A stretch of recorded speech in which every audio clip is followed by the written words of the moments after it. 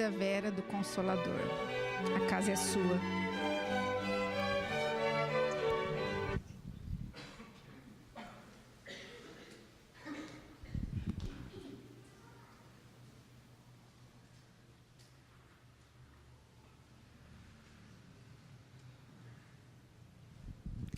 Boa noite a todos.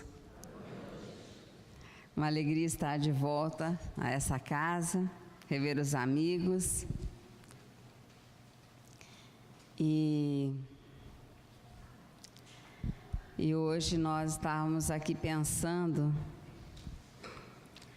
enquanto acontecia a prece, eu estava pensando que a gente consiga deixar realmente do lado de fora da nossa casa as nossas preocupações hoje, porque está todo mundo tão preocupado, tão tenso, tão ansioso, tão angustioso, que nós estamos construindo uma atmosfera mental muito densa no nosso país. Porque nós construímos, né? Nós somos responsáveis.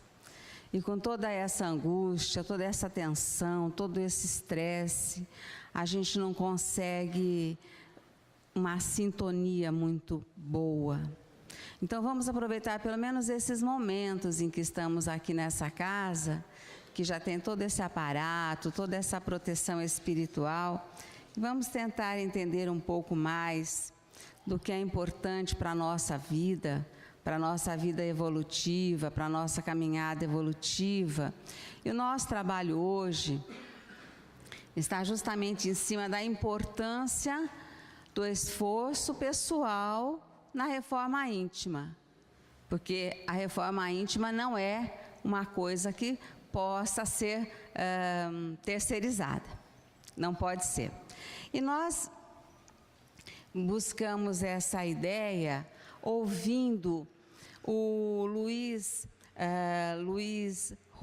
Rivas. Vocês devem conhecer, alguns aqui devem conhecer Luiz Rivas. Ele é um escritor de livros infantis. Ele esteve conosco na Feira do Livro Espírita, lá no shopping, nesse ano. Ele escreve livros infantis com a Turma da Mônica. As evangelizadoras devem conhecer as obras do Luiz. E ele fez parcerias e ele consegue já, além da Turma da Mônica, ele faz livros com todos os personagens de desenhos animados. Scooby-Doo, e são livros muito interessantes e ensinam a criança a entender a vida espiritual, a reencarnação, a lei de causa e efeito, tudo de uma forma lúdica. E outro dia, ouvindo o Luiz, ele estava narrando uma experiência que ele teve na Guatemala. Ele estava numa jornada de palestras na Guatemala, e ele estava na capital. E ele disse assim, que a capital da Guatemala, ela tem 3 milhões de habitantes. E tem 4 grupos espíritas somente. E que toda a região do interior tem 60, 70 grupos espíritas. E que cada 3 meses, esse pessoal da capital lota um ônibus com roupas, calçados, alimentos e leva para o interior. E aí, eles sobem a montanha, umas 6 horas de ônibus, até onde dá. Chega uma hora que não dá mais. Aí, eles continuam mais 6 horas a pé, levando todas as coisas. Quando eles chegam no topo da montanha, eles encontram uma casa espírita, um centro espírita. Aí eles estão a 4.000 metros de altura. Eles chegam nesse local, em torno são aldeias. Ele entra no centro espírita e lá dentro tem 1.000 pessoas. E aí ele pergunta para as pessoas da casa: como é que tem 1.000 pessoas aqui dentro e nenhum carro aqui fora? Aí ele fala assim, a pessoa responde: eles moram nas aldeias e eles vêm a pé. São 3 dias para chegar e 3 dias para voltar. Eles vêm, trazem seus lanches, suas refeições, trazem papelões dobrados. Quando chega a noitinha, eles abrem os papelões e dormem para descansar. E continuam no dia seguinte para chegar no centro espírita. Aí ele disse que uma das coisas que chamou muito a atenção, entre tantas, era a pobreza, né? Toda a pobreza do local. Ele disse que o dirigente da casa era de uma pobreza, que ele estava com uma sandália tão velha, tão surrada, que já estava no perispírito a sandália. E a palestra começava meio-dia, por volta da meio-dia, e terminava por volta das 2, 3 horas da madrugada, com 1 horinha só para o jantar. Porque aquelas pessoas não queriam perder nenhum minuto, porque eles não sabiam quando teriam novamente aquele banquete espiritual. E naquele dia, o dirigente falou assim para o público: meus irmãos, hoje nós estamos vivendo o dia mais feliz de nossas vidas, porque o pessoal da capital trouxe 3 evangelhos à luz do Espiritismo. E nós vamos poder ter a nossa primeira biblioteca. 3 evangelhos, segundo o Espiritismo. E ele já tinha observado que o dirigente, quando falava, ele virava a página do Livro dos Espíritos com tanto cuidado, mas tanto cuidado, que ele, o Luiz, chegou a pensar que fosse um ritual. Depois ele entendeu que não. Na verdade, eles tinham um único Livro dos Espíritos desde 1950.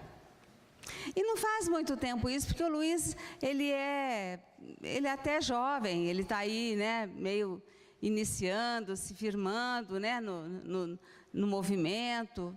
Não calculo quanto tempo foi essa experiência, mas o Livro dos Espíritos era de 1950. Então, eles viravam cada página com muito cuidado, porque se perdesse uma página, eles perderiam conteúdo, e eles não poderiam perder. A evangelização infantil era feita de forma decorada, mas de forma oral. Só tinha um Livro dos Espíritos, não tinha nada, não tinha literatura infantil, não tinha nada. Então, eles ouviam os evangelizadores e decoravam. Era assim a evangelização infantil, tinha que ser assim, não tinha outro jeito. E aquela alegria, aquela felicidade com aquele presente dos 3 evangelhos, segundo o Espiritismo, nos faz pensar em como, quando as coisas são mais difíceis, como nós valorizamos mais. como nós temos tudo com muita facilidade, né? Olha o que nós temos de livros, a literatura farta, a quantidade farta. Hoje nós conseguimos colocar dentro de um shopping uma feira do livro espírita, nós temos facilidades para conseguir de graça, tem as bibliotecas que emprestam, quer dizer, nós não temos dificuldade, e nós temos as redes sociais. As redes sociais que facilitam muito. Muita gente hoje nem compra mais livro, nem empresta mais livro. Lê tudo lá, tem tudo lá nas redes sociais. Todos os livros, é só baixar, né? E parece que quando é muito fácil a gente não dá valor. Um dia, ele disse que soube, através de uma revista não espírita, na Espanha. Ele morava no Peru, agora ele mora no Rio de Janeiro, e ele estava na Espanha, e ele viu uma revista que não era espírita e que trazia uma entrevista com um médium brasileiro. Ele ficou muito encantado, porque ele não imaginava nem que no Brasil tivesse espiritismo. Para ele era uma grande novidade. E aí ele pensou, nossa, mas no Brasil tem médium? Que coisa interessante, porque ele começou a estudar o espiritismo com o livro dos médiuns. Foi a primeira obra que lhe caiu às mãos. E ele leu a entrevista do Divaldo, e era o Divaldo. E a repórter perguntava assim, Divaldo, o que é ser espírita? E Divaldo responde, ser espírita é a pessoa que encontrou um tesouro. Ela encontrou um tesouro porque a doutrina espírita explica de onde viemos, para onde vamos, qual é o sentido da vida, o que estamos fazendo aqui. E ele ficou muito feliz com aquilo. Ele falou, nossa, eu encontrei um tesouro. Ele até chegou em casa felizinho e falou para a mãe dele, mamãe, eu tenho um tesouro. E a mãe dele falou, é mesmo? Cadê? Está aqui. Ela falou, então não tem tesouro nenhum.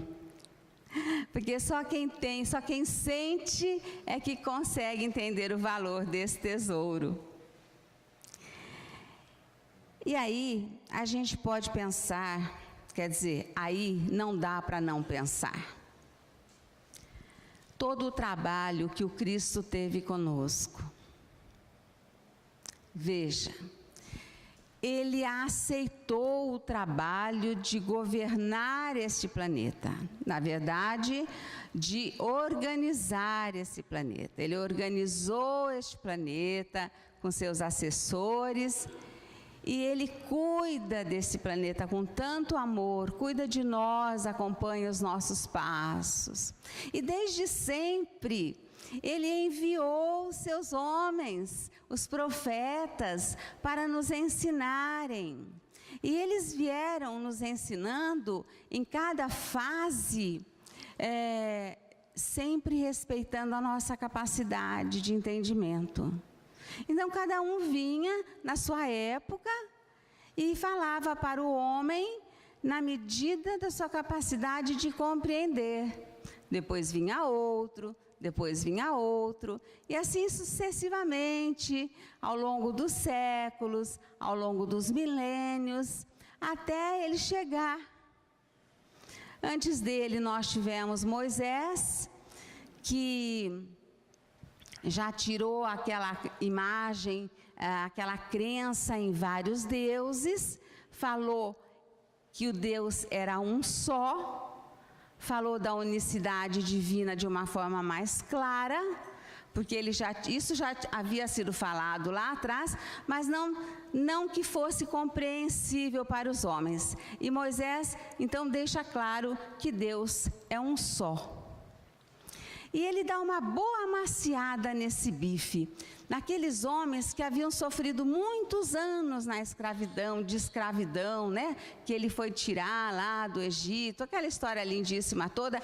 Ele deu uma boa amaciada naquele bife que vinha vindo ao longo dos milênios sendo amaciado, né? Para compreender um pouco, dobrar um pouquinho a espinha. E ele tinha que, em alguns casos, imprimir caráter divino nas leis civis, leis criadas por ele, para que os homens, tendo medo, respeitassem. Eles eram tão endurecidos que eles precisavam sentir medo para respeitar. E foi assim que Jesus pega já um povo mais um pouquinho mais amaciado, né? Porque a gente está endurecido até hoje, na verdade. Mas ele consegue. Ele fala de amor, ele fala de igualdade, que até hoje é difícil de ser compreendida, né? Ele fala de perdão.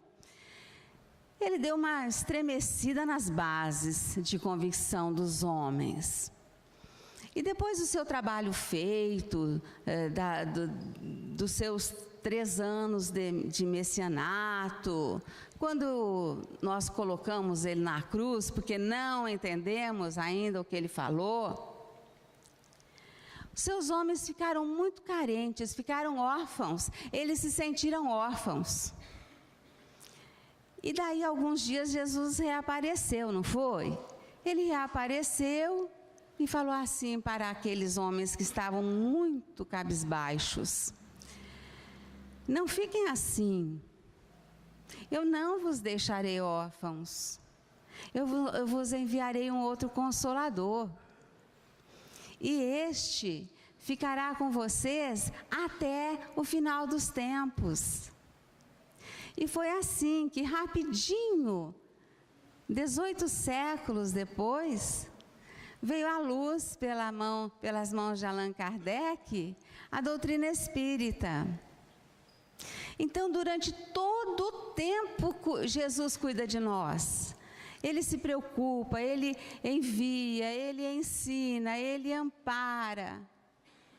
A doutrina chega pelas mãos de Allan Kardec, um espírito brilhante, inteligente, investigativo, curioso.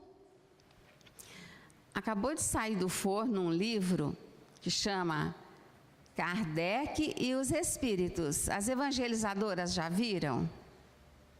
Não tem evangelizadora aqui no salão, né?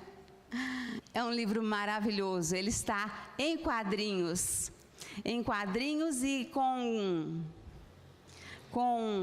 figuras. Ele é todo ilustrado.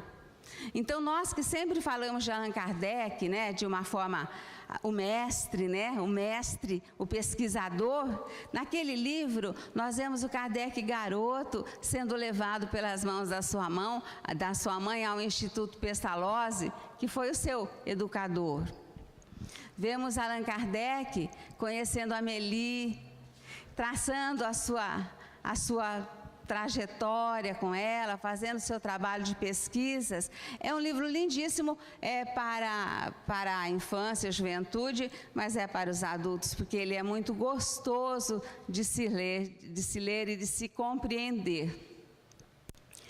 E Allan Kardec faz esse trabalho brilhantemente, e ele foi escolhido a dedo por Jesus. Ele não caiu de paraquedas, não, ele foi escolhido a dedo por Jesus, e ele entrega para nós o Pentateuco, um trabalho magnífico, brilhante, completo, e nós continuamos não entendendo.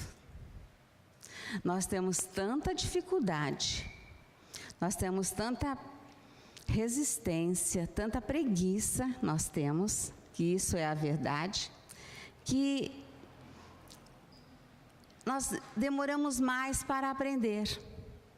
Com tudo que nós temos de leitura, de literatura, de livros à nossa disposição, nós lemos muito pouco e, sobretudo, nós estudamos muito pouco. Essa é uma questão muito séria. Nós estudamos muito pouco.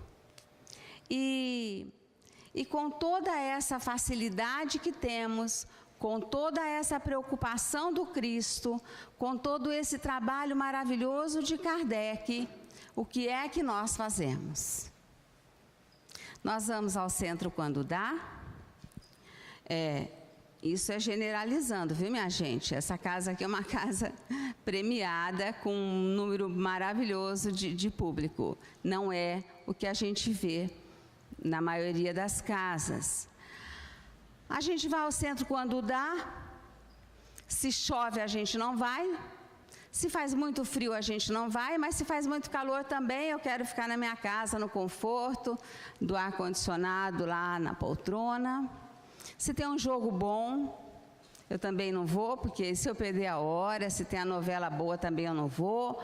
E a gente vai deixando, a gente coloca todos os compromissos na frente do compromisso com a casa espírita. A gente nunca coloca o compromisso com a casa espírita na frente dos outros compromissos. E isso é uma pena, sabe por quê? Porque o tempo passa muito depressa. Quando a gente vê, já é hora de voltar. E a gente não aproveitou nada. Uma outra vez, uma oradora que é daqui da nossa região, ela é de Votuporanga e ela mora em Milão, ela foi na nossa casa. Eu sou do Consolador. O Consolador todo enfeitadinho aqui. Eu sou do Consolador.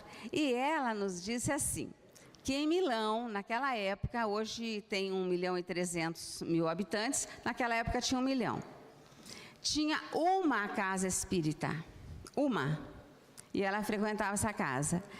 E essa casa era um tipo de gruta, como aquelas grutas que os cristãos do começo lá do Evangelho, né, do cristianismo nascente, que eles estudavam escondidos, que eles eram perseguidos, presos, né?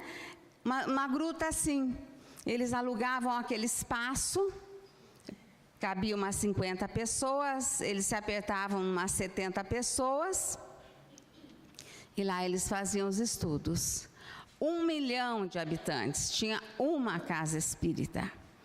Aí ela fala que tinha um rapaz que toda semana viajava 200 quilômetros para receber o passe. Pensa, ele viajava 200 quilômetros para ir e 200 quilômetros para voltar, para receber o passe uma vez por semana. Então, o que a gente percebe é que nós somos muito acomodados. A casa espírita que nós frequentamos fica na esquina de casa, fica a 200 metros, fica a 1 quilômetro, fica a 20 minutos de carro, é tudo perto. É tudo perto. E a gente, por qualquer coisa, não vai. E o rapaz viajava 200 quilômetros todas as semanas para receber o passe.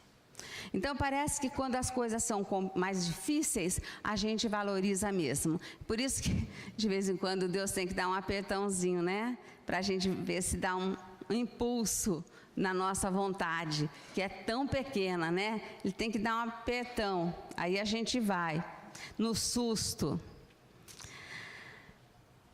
Na verdade, nós queremos evoluir, é o nosso objetivo, é o propósito do Espírito. Mas a evolução não combina com a acomodação. Não tem jeito, não.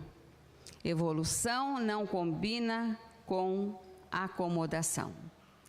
Não tem. Nós vamos ter que dar um jeito, mexer esse doce, porque alguma vez Jesus nos convidou a sentarmos na nossa poltrona e esperarmos para que os outros fizessem por nós? Não, Ele nunca. Alguma vez Ele nos disse que seria fácil? Não, Ele só mandou fazer. E em nenhum momento Ele nos sugere aguardar, esperar. Ele sempre fala de forma imperativa, não é? Jesus fala de forma imperativa. Como é que ele falava com as pessoas quando ele atendia? Ele falava, levanta-te e anda. Ele não falava, vem alguém buscar esse irmão aqui. Ele falava, levanta-te e anda. Busque e acharás. Bata e a porta abrir-se-vos-á. Peça e lhe será dado. Era assim que ele falava. Ele falava, vá, busque, bata, peça, levanta-te, anda, faça. Ele nunca falou, senta-te e espera que alguém fará por ti. Em nenhum momento ele falou. E nós queremos sempre que alguém faça por nós. Nós queremos evoluir, nós queremos crescer, mas não queremos fazer. Nós não queremos trabalho. Nós queremos renovar, mas isso pede esforço. E o esforço é individual. A reforma íntima, o trabalho de evolução é individual e é intransferível. A gente terceiriza algumas coisas, né? A gente terceiriza. Ai, você faz uma prece para mim? Ai, eu não consigo. Então você faz. Você pede pelo meu pai que está doente. Então a gente percebe que se terceiriza. Mas o trabalho de crescimento não dá para terceirizar. Ele é individual e ele é intransferível. E para mudar, a gente tem que querer mudar. Eu acredito que todos aqui conheçam o Mário Sérgio Cortella. Muita gente conhece. É um cara sensacional. Ele é filósofo, é educador. E recentemente rodou aí pela internet muitas vezes um texto dele. Um texto interessante, o título. O título era assim: A vaca não dá leite. Vocês devem ter lido esse texto. Ele diz assim no texto, que ele tem 3 filhos e que ele falava para cada um: quando você fizer 12 anos, eu te conto o segredo da vida. E quando o primeiro filho fez 12 anos, quis saber qual era o segredo da vida. E ele falou: o segredo da vida é que a vaca não dá leite. Como assim a vaca não dá leite? A vaca não dá leite. Se você quiser leite, você tem que ir lá tirar. Você tem que levantar às 4 da manhã, ir no curral, amarrar as pernas da vaca, pegar um banquinho, um balde e tirar o leite da vaca. A vaca não te dá o leite. E essa colocação, ele é brilhante, né, gente? Ele é brilhante, os textos dele são ótimos. E essa colocação dele é muito interessante. E esse momento que nós estamos vivendo ilustra bem isso. Porque a gente acostumou tanto com as facilidades que as novas gerações, acho que pensam que a vaca põe o leite na caixinha. A gente vai no mercado, pega a caixinha, leva para casa. Então é tudo muito fácil e não se cultiva aquela cultura de que alguém fez. Porque antigamente tudo era feito em casa, né? Tudo era feito em casa. Tudo era familiar. As plantações, né? Tudo era familiar. Então a gente chega no mercado e pega o leite, pega o arroz, pega o feijão, pega o café, o óleo, pega tudo. E parece que tudo teve uma geração espontânea lá. E a gente não ensina para as nossas crianças, e nem a gente se lembra que para para chegar no mercado, passou por um grande caminho e um grande trabalho.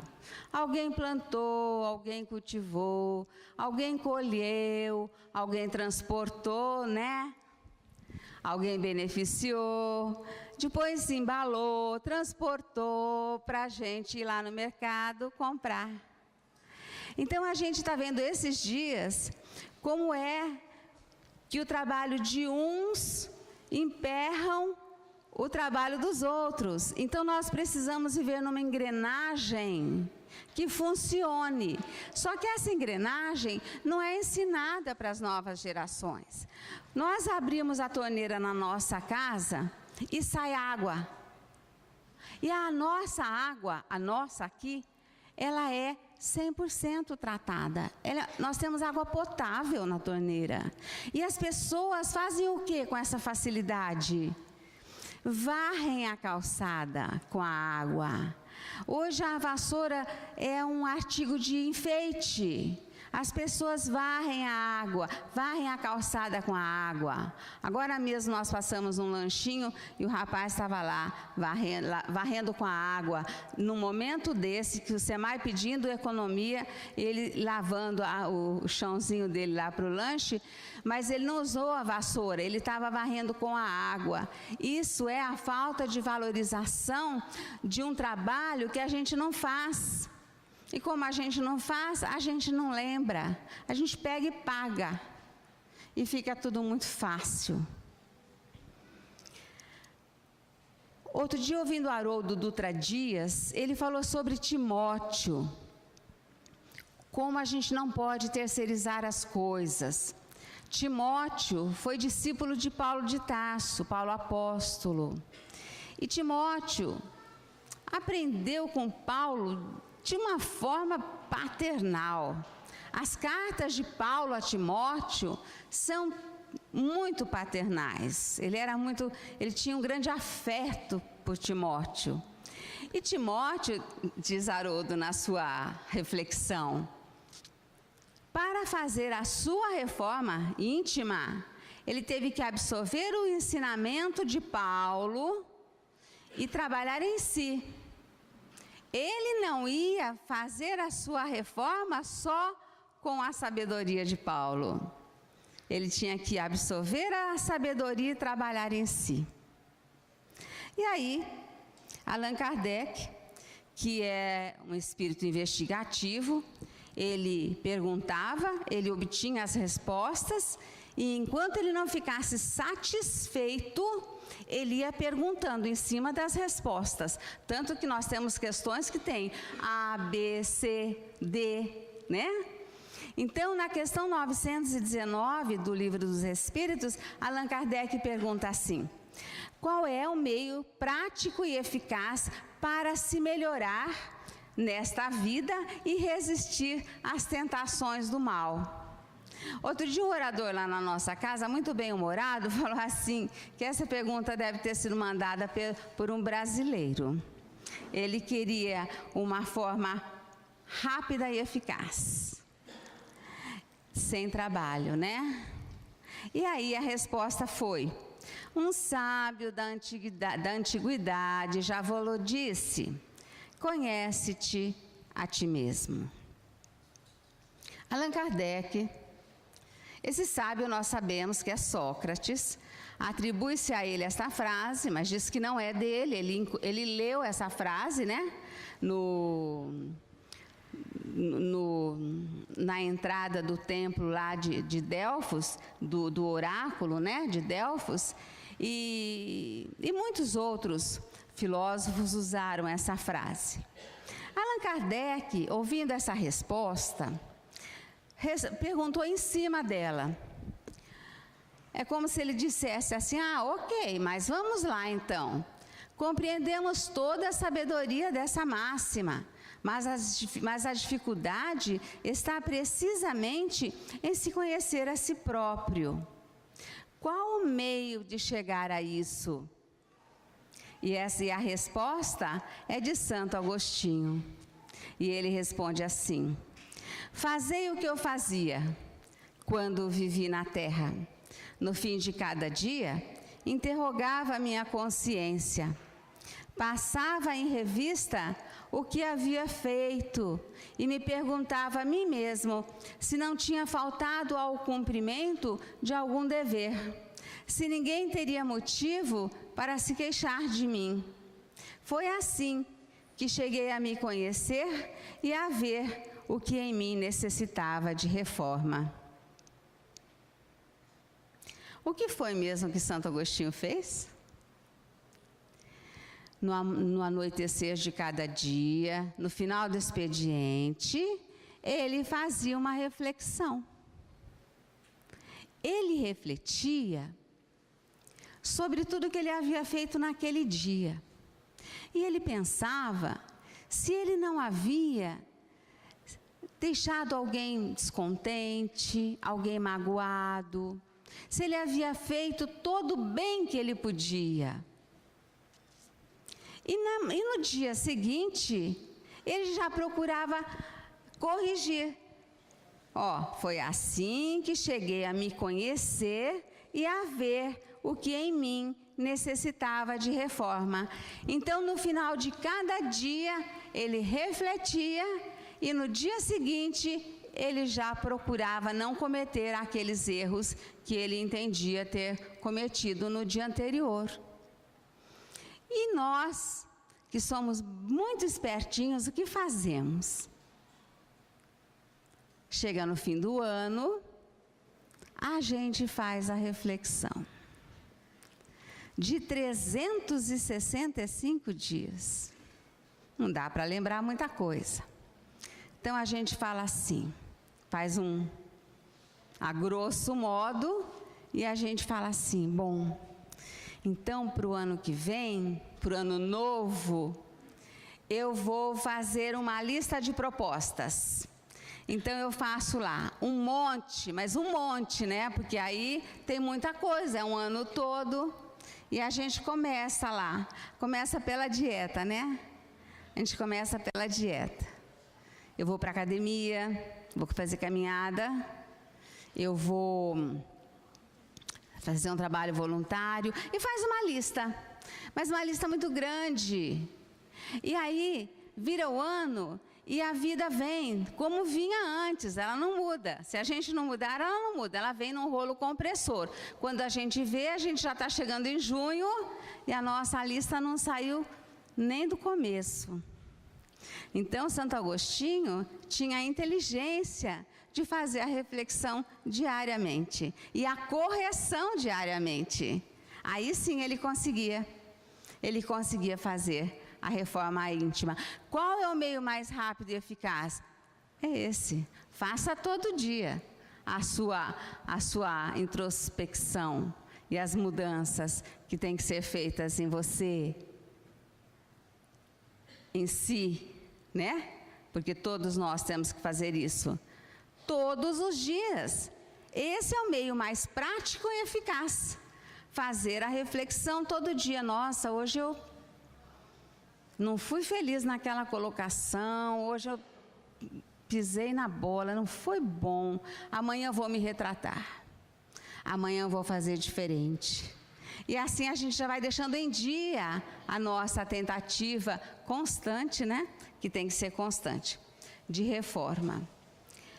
Tudo na vida pede reflexão. A gente não pode sair atropelando as coisas, as pessoas, as situações, não pode. E nós temos nessa existência, nós temos esta existência como provavelmente a melhor que já tivemos, porque tivemos a felicidade de conhecer a doutrina espírita. E por isso mesmo, por tanto que nos é dado conhecer, esta existência tem tudo para ser gloriosa. Nós temos o dever de sair dela melhores do que entramos. É um dever que nós temos. Por quê? Porque ela é uma doutrina consoladora. Ela é consoladora, ela enxuga as nossas lágrimas, mas ela explica os porquês das lágrimas. Ela nos fala que a morte não existe. ela chegou matando a morte. A morte não existe, a vida continua. Nós vamos reencontrar os nossos entes queridos que já partiram para o outro lado da vida. Ela rasgou o véu dos mistérios. Não tem mistério. Tudo pode ser sabido, perguntado, conhecido, pesquisado, tudo pode, tudo deve. Nós temos o dever de saber das coisas, porque elas nos dizem diretamente ao coração. Ela fala, ela acaba com todos os dogmas e rituais, é tudo muito clean, olha só. Nós não cultivamos imagens, nós não cultivamos esses hábitos milenares, né? De rituais e de dogmas. Ela é absolutamente clean. A doutrina espírita traz o Evangelho de Jesus de uma forma transparente, como na sua nascente. Por isso ele é chamado o cristianismo redivivo. Ela fala da multiplicidade das vidas e ela fala da multiplicidade dos mundos. Jesus já havia dito: há muitas moradas na casa de meu Pai. Ela fala da comunicabilidade entre os espíritos encarnados e os espíritos desencarnados. Ela nos apresenta um leque imenso de possibilidades, um horizonte infinito, nos dizendo que as coisas não terminam por aqui, que sempre poderemos fazer mais bem feito, mas que o melhor momento para se fazer é agora. E tem um textinho do Chico,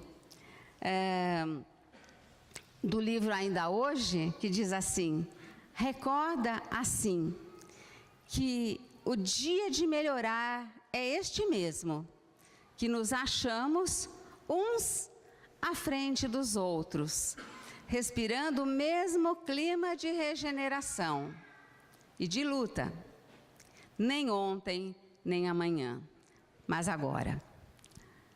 Era isso. Muita paz a todos. Muito obrigada.